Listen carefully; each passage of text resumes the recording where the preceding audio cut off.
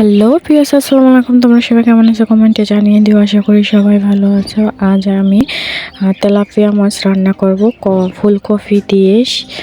আর কিভাবে করব সেটাই তোমাদের মাঝে শেয়ার করব। প্রথমে তার জন্য আমি মাছগুলো ধুয়ে ফ্রেশ করে আমি ভেজে নিলাম। এরপরে কড়াইতে আমি পেঁয়াজ কুচিগুলো দিয়ে তেলে আনিয়ে নেব।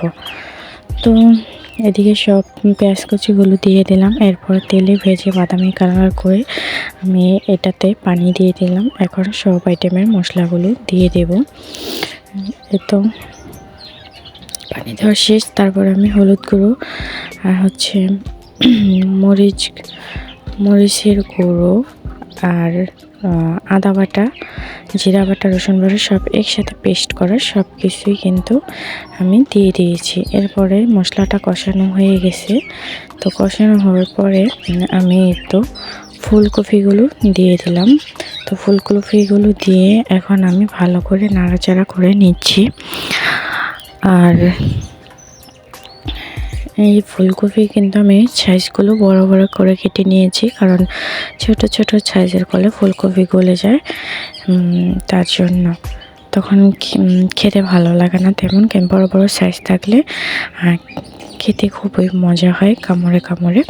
তো এদিকে আমি যে ফুলকপির ডাঁটা ছিল সেগুলো দিয়েছি। ফুলকপির ডাঁটাগুলো খেতে কিন্তু খুব মজা লাগে আর আমার কাছে খুব মজা হয় খেতে, এই জন্য আমি এগুলো ফালাইনি, সে ডাঁটগুলো দিয়ে দিয়েছি। এটাকে আমি বসে বসে খাবো জন্য। আর এদিকে আমি ভালো করে মশলার সাথে মাখিয়ে কষিয়ে নিচ্ছি সুন্দর করে। তো এদিকে আলু দিইনি আজ। আলুটা বলেছিলাম দেবো, কিন্তু দেখি ফুলকপি বেশি হয়েছে এই জন্য আর আলু দিইনি। তো আলুটা দেব না, আর ফুলকপি দিয়ে আজ তেলাপিয়া মাছ রান্না করব। আর এটাতে আমি শাক ব্যবহার করব। শাক তুলে নিয়েছি, বেটেও নিয়েছি। তো এদিকে আমি যে তরকারির জন্য ঝোল দিয়ে দিলাম ফুলকপিতে, পানি দিয়ে দিয়েছি। এই ঝোলটা আমি কিছুক্ষণ ফুটিয়ে তারপরে আমি তেলাপিয়া মাছগুলো দিয়ে দেব। তো ফুলকপিটাও কিন্তু একটু সেদ্ধ হয়েছিল কষানোর ভেতরে, আর বাকিটা এই ঝোলের মাধ্যমে সেদ্ধ হবে।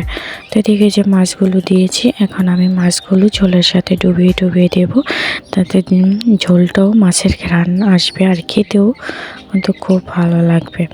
তো এদিকে এই যে ডুবিয়ে ডুবিয়ে দিচ্ছি একটু নাড়াচাড়া করে।